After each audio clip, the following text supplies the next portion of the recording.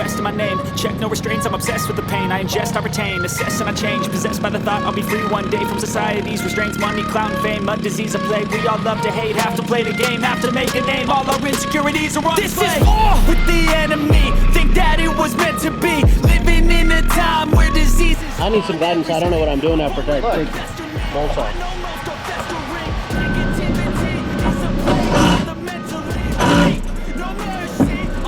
For any one of those out there watching this, if you've never been on a open wheel kart, it's nothing like the rental stuff. Nothing at all. Hello everybody and welcome. I'm your host Captain Awesomeness, and today I bring to you the 2022 OVKA Racing Series. Okay guys, so as I told you, I'll be racing with the team called Racing for Vets, and it's going to be really noisy, so I'm just going to showcase a lot of stuff and then do the commentary later. Okay, so here we go, about to walk into our trailer here, or through our little area. Here's the deal right here, Racing for Vets, and here's our carts. I'm cart number 4, so I'll be working on that. Got Reiner, and then got Thomas and his fiance over there. But really, what we're doing is just making sure our carts are good to go. So I did an overall check. I got my junk up there, but looks like we are good to go on this cart, and I'll talk about all that later after I'm done with the day, towards the conclusion of the video. But yeah, pretty excited about it. And yeah, I'll let you guys know all the stuff that happened, but just wanted to do this real quick before I forget. And with that, guys, we will conclude our video today. No, I'm kidding, I'm kidding. So the reason why I actually have this insert here right now is that I wanted to point out a couple of issues that I was running into. First and foremost was the fact that when I was trying to do the live broadcast, and if you happen to watch it, I was just dealing with nothing but problems. The cell phone signal was not working well for me, and why that's important is because my GoPro was basically using my phone as a hotspot so that I could broadcast my videos live. However, even with the fact that my phone was showing that I had full 5G signal down there, I really didn't have that reliable of a connection. There were times I wish it would show me full bandwidth. I have got the best type of internet, and then all of a sudden it go down to 0, and it will keep doing that. So being that it was unstable, I just got disconnected, and at that point I gave up. With that, the other issue that I ran into was the fact that my camera kept having issues with staying stable onto the cart. And here's a couple of examples for you to see.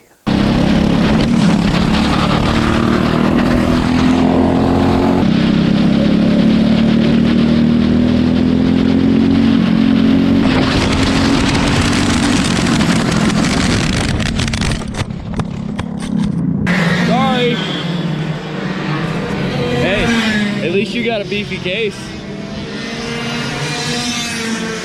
No shatter. That's good. Say hi. Not me. Say hi. Say hi.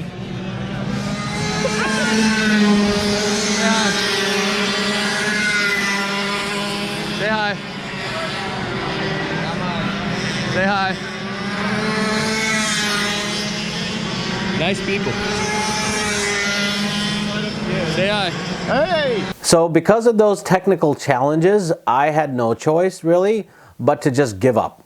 What I am going to do is show you kind of like the most complete session I could record and kind of leave it at that for now. But I promise you that in the future, I will do a much better job of making sure that camera is clamped the heck down. So you will be able to see a much more of a complete race than what I was able to record.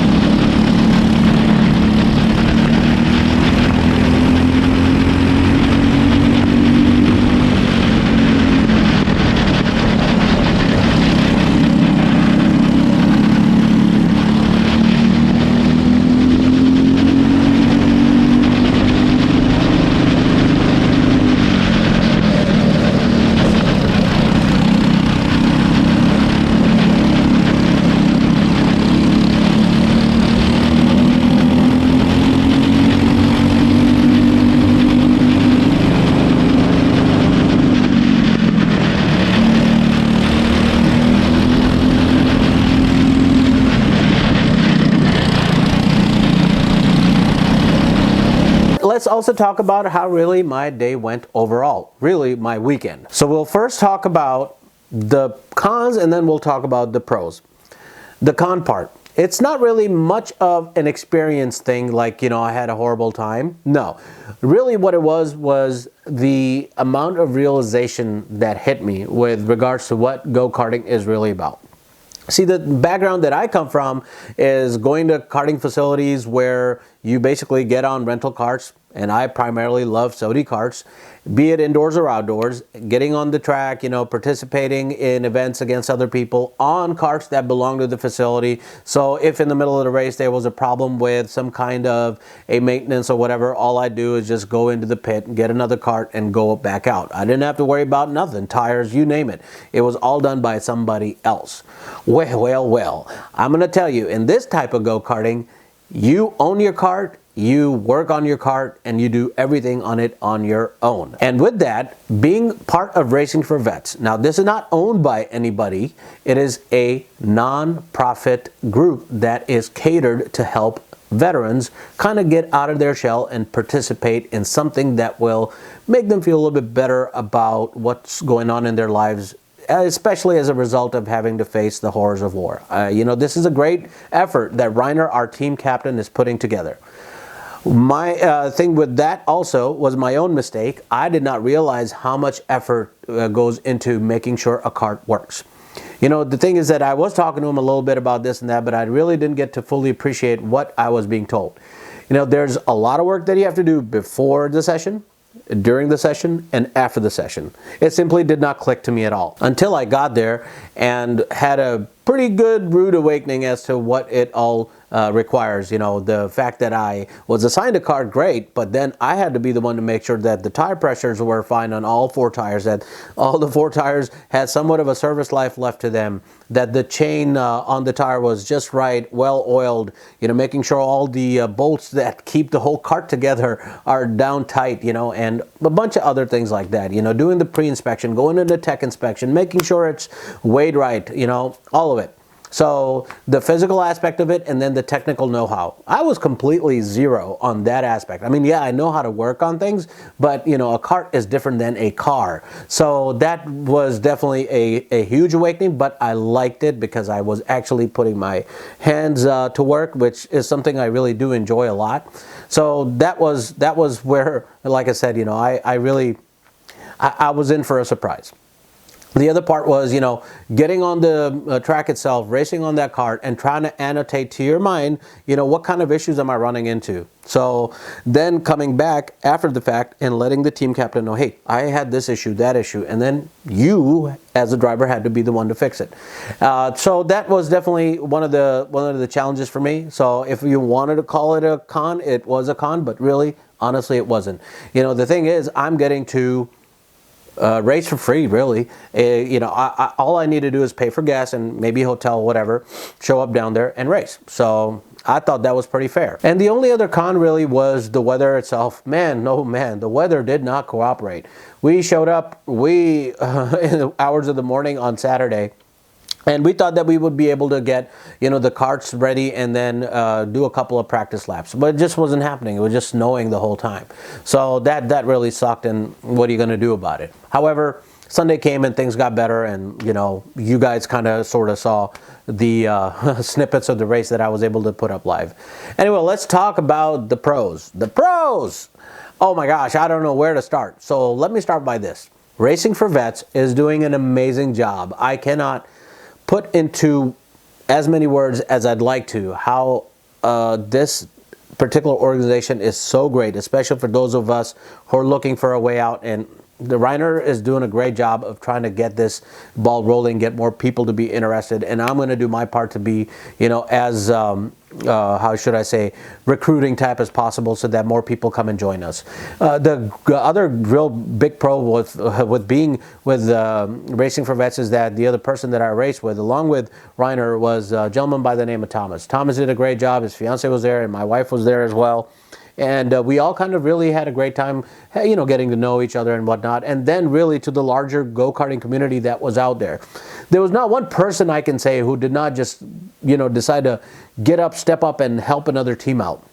Another friend of mine, Sam Rayber, and his dad were there, and they were helping work on cars that were either blown up or, exchanging parts with us or with somebody else. It was just a great, small, tight-knit community. Everybody sort of knew each other, and even if they didn't, people were more than happy to help each other out. It was just so unreal to me. I hadn't had that kind of a feeling ever since I left the service, where people were selfless in wanting to help other people out. That is like a huge value thing for me, so I enjoyed that like the most. I mean, I was just taken aback by it.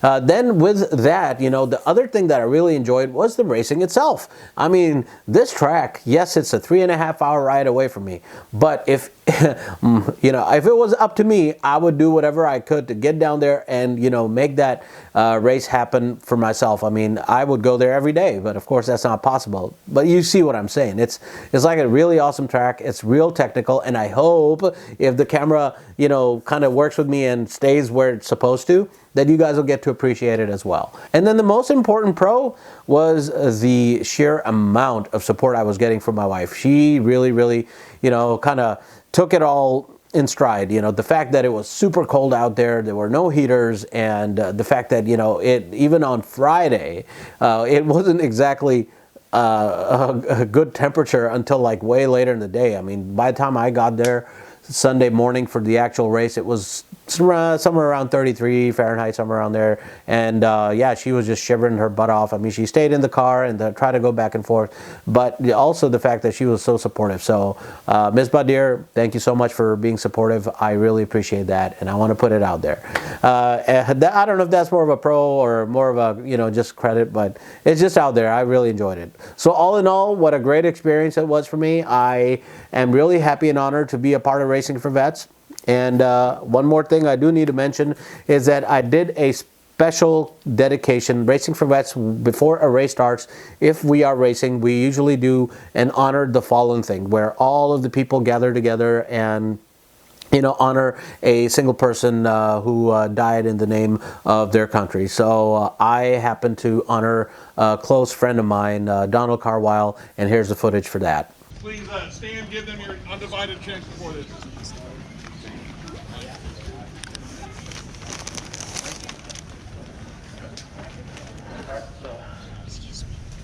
Hello everybody, Harris here.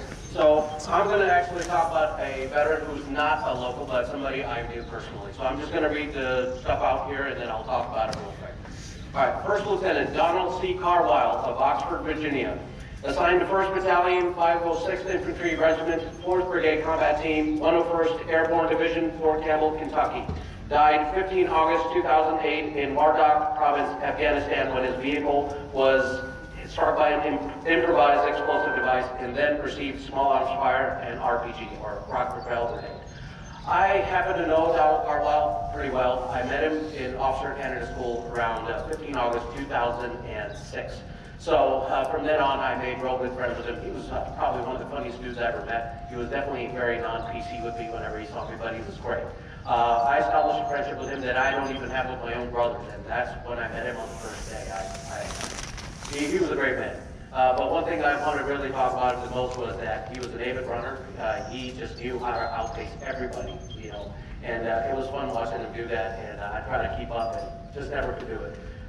Him and another friend of ours, Rob Moser, we stayed in contact all the way through when our units got deployed. So after Officer Candidate School, we all went to our follow-on units. He was with the 101st, and we all wished him well and hoped that he would make it back alive. Unfortunately, during his deployment, that did not happen. The kind of attack he came under just was so devastating that when we heard back, it really, to this day, it hurts, just even thinking and talking about it. But anyway, what's more important was the family he left behind, his wife Jennifer, his 2 daughters, Elizabeth and Avery. So again, in their memory, we continue to support them however we can. Again, a great man who just went away way too soon at the age of 29. And that's all I really have about him. Again, I just hope the best for him, and I pray for him every day that, he looks down upon us and just hopes that we all live the best that we can, doing what he did for our country. That's all I got. We have a moment of silence, please.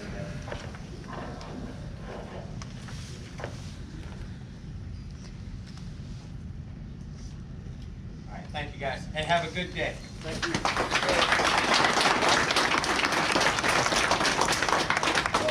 So yeah, it was a great experience for me to be able to talk about Donald. I miss him a lot. He was a great dude, and you know, I really hope that he's looking down at all of us and just you know, kind of wishing us well, and I hope he's happy with the fact that I'm actually doing something a bit more meaningful with my life. So it was really a heart-touching moment just for me to be able to talk about him again. I really did fight hard to hold back my tears then, because I know how emotional I get about him. So Rob Moser, buddy, if you're watching this, definitely we got to meet up soon and, you know, chat up about our good old friend Don. But anyway, guys, that is all I have for you all. I will kind of also put a few pictures now at the end for you all to watch. Just a couple of, you know, snapshots I took of myself. Or really, it was my wife who took them of me. And yeah, it is definitely a season that I am looking forward to being a part of. It started just this past week, so April 9th, and it'll go all the way into October. So it's 6 months of a lot of fun, and I'm looking forward to it. But that is all, guys. Thank you so much for watching, and I promise I'll get a better video, but I will see you at the next Apex. Bye-bye.